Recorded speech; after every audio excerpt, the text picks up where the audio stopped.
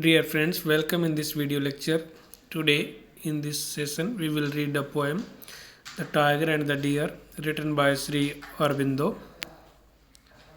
Let us read the poem first. The Tiger and the Deer. Brilliant, crouching, slouching, and what crept through the green heart of the forest. Gleaming eyes and mighty chest, and soft, soundless paws of grandeur and murder. The wind slipped through the leaves as if afraid lest its voice and the noise of its steps perturb the pitiless splendor. Hardly daring to breathe, but the great beast crouched and crept and crouched a last time, noiseless, fatal, till suddenly death leaped on the beautiful wild deer as it drank, unsuspecting at the great pool in the forest's coolness and shadow, and it fell and torn, died, remembering its mate, left soul in the deep woodland, destroyed, the mild, harmless beauty by the strong, cruel beauty in nature. But a day may yet come when the tiger crouches and leaps no more in the dangerous heart of the forest, as the mammoth shakes no more the plains of Asia. Still then shall be beautiful wild deer drink from the coolness of great pools in the leaves' shadow. The mighty perish in their might, the slain survive the slayer. So, from the reading of this poem, you could understand that this poem is about the hunting of a deer by the tiger. So, before we explain the poem line by line, let us have a brief introduction of the poet as well as of the poem. Sri Aurobindo was born on August 15, 1872, and he died on December 5th, 1950. Born as Aurobindo Ghosh, was an Indian nationalist, philosopher, yogi, guru, and poet. He gives charming descriptions of nature in his writings. Sri Aurobindo is one of the supreme masters in Indian English literature. He is not only a poet but also a philosopher, short story writer, and dramatist. His poetry may be divided into two broad groups as poetry of action and poetry of meditation. Savitri is the epic by Aurobindo which marks the culmination of his poetic career. He joined the Indian movement for independence from British rule for a while, become one of its influential leaders, and then become a spiritual reformer, introducing his visions on human progress and spiritual evolution. So, as we came to know that Sri Aurobindo, who was born in West Bengal in India, was a philosopher, a poet, nationalist. He joined the struggle, fought against the British rule during the colonial rule. So he was a nationalist also. And Savitri is one of the longest epics ever written in English literature. So that marks the culmination of the poetic career of Sri Aurobindo. And his poetry may be broadly divided into two categories. The one is that of action, and the other one is that of meditation. So, present poem, is the poetry of action. In this poem, let us have a brief introduction of the poem. The Tiger and the Deer. Aurobindo's The Tiger and the Deer is a short didactic poem written in 1930, revised in 1942. It is a contrast between good and evil, innocence and experience, life and death. Generally, people are afraid of the tiger. They hate it because it is rough and dangerous. In the poem, the word of tiger stands for death, darkness, and arrogance. The innocent deer drinks water from the great pool in the forest. It is unaware of the tiger's plan of attack. The tiger crouches slowly to attack the deer. The fierce tiger has leaped up over the deer and torn it into pieces. The deer died pathetically, thinking about its mate. The poem begins with a description of the tiger The tiger crouches and slouches brilliantly through the green forest. It has gleaming eyes, mighty chest, and soft, soundless paws. So, from the introduction of the poem, we came to know that this poem is about a tiger and the deer. In the poem, the tiger hunts a deer. The tiger represents the death, darkness, and arrogance, while the deer represents simplicity, innocence. So, this poem tells us about the story of hunting of a deer by a tiger. Let us have the understanding or explanation of the poem line by line.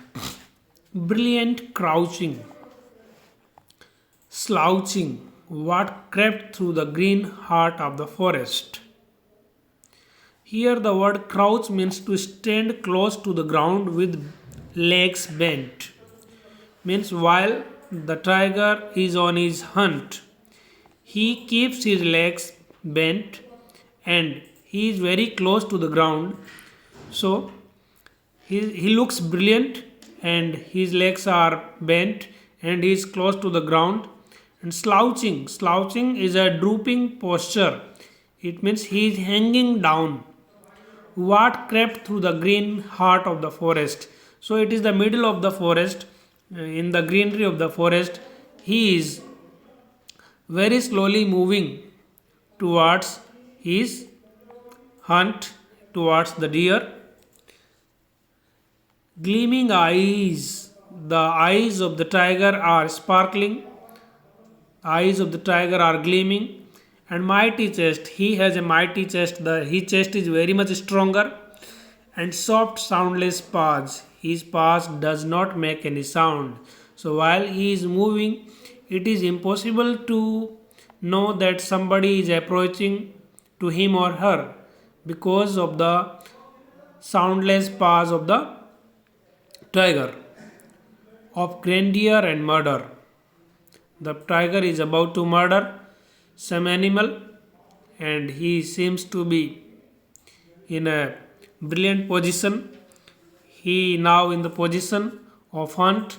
His body is very much near to the ground. His legs are bent and his posture is drooping down. So in this posture, the tiger approaches the deer in a very slow motion.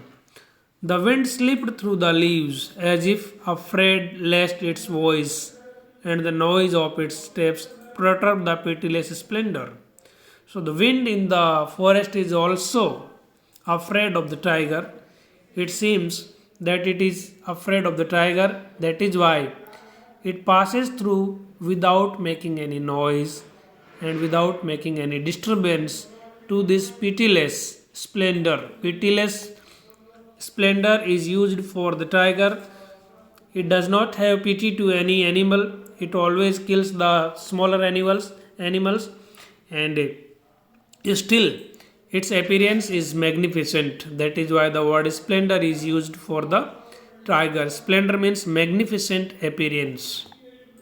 So the tiger is very much magnificent in appearance and he is pitiless, and even the wind is also afraid of the tiger. That is why it passes through very slowly without making any disturbance to the tiger. Hardly daring to breathe. The tiger is not breathing, but the great beast crouched and crept, and not breathing means he is making breathe, but there is no sound of his breath. So we can hardly listen. He is taking breath.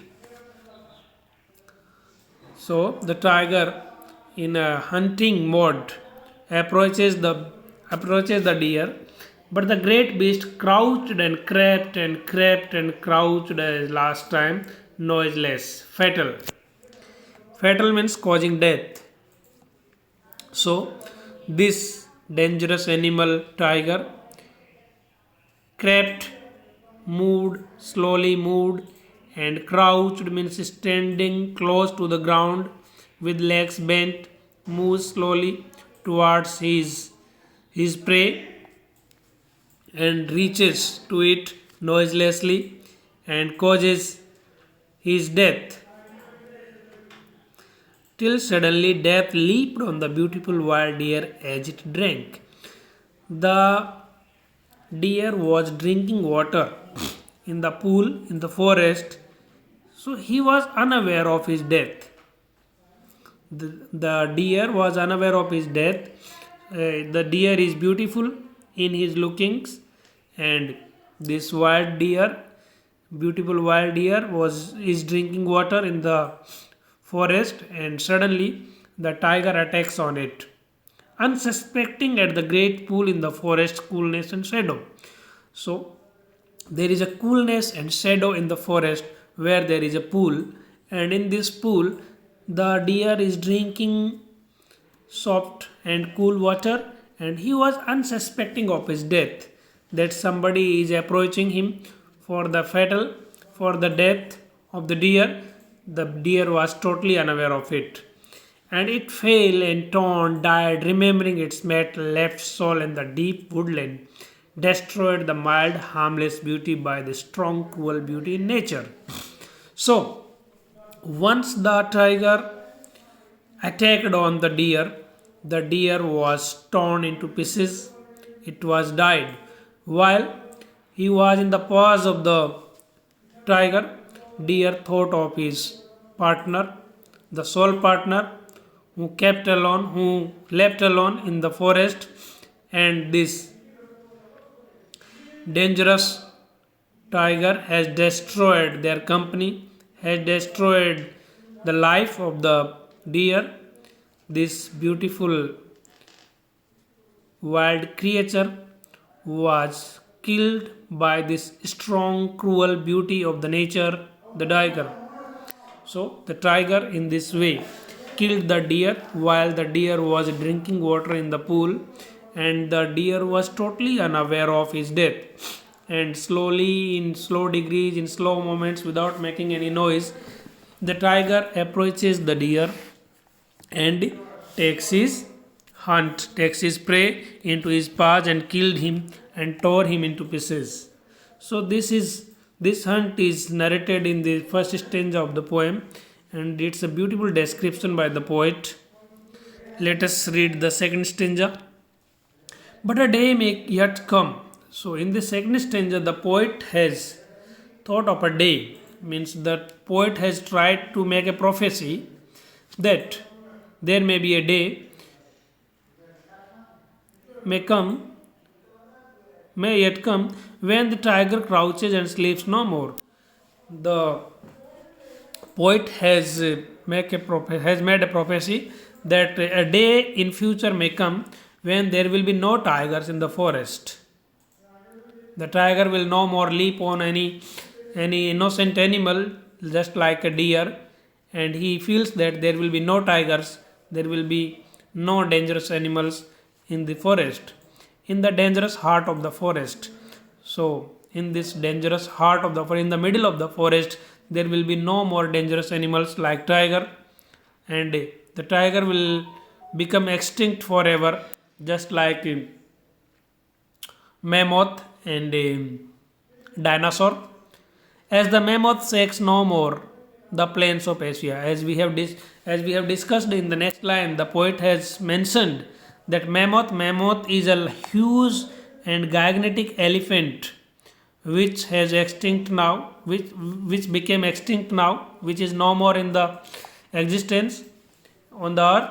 So earlier the mammoth, the bigger elephants, used to disturb the human being, used to kill the human being, and the human being was very much afraid of it. Human being as well as the other smaller animals were afraid of the mammoth, but the mammoth is no more in the forest, in the plains of Asia. So, like this, there will be no tigers in the forest as well. Still, then shall be the beautiful wild deer drink from the coolness. Another one prophecy that has been made by the poet here is that though the dangerous animals will be no more in existence in the forest, but still the deer and deer like innocent other animals will be there in the forest, and those animals will drink from the coolness of great pools in the leaves shadow. The poet has said here that the time will come when the dangerous animals will no more be there in the forest, but still there will be smaller and innocent animals which will enjoy their freedom in the forest, and they will drink water from the great and cool pools in the forest under the shadow of the trees, and they will enjoy their liberty, they will enjoy their life in the middle of the forest. The mighty perish in their might. The line has a great sense. The mighty perish in their might. The mighty, the powerful people or powerful animals will die in their own might, in their own strength. They will get disappeared or decayed by their own might. In this way, the slain survive the slayer. In this way, the slain, the killed one, just like the deer, will still survive, while the slayer, the bigger animals like tiger and lion, will no more be there in the forest. Also, this is what has been narrated here in this poetry, in this piece of poem, in this verse, that a poet, that a deer is killed by a tiger while it was drinking water, and in the next stanza we are told that the time will come when there will be no dangerous animals in the forest, but the smaller or innocent animals will enjoy their liberty, will enjoy their freedom. The mighty will die by their own might, whereas the innocent ones will survive, while the slayers, the killers will die in their own might. So this is what that has been narrated here by the poet through this poem. So I hope that you all enjoyed this poem and you could understand the meaning, the message that is being conveyed here by the poet. Thank you for joining me. Thank you for listening me patiently. Thanks a lot. Have a good day.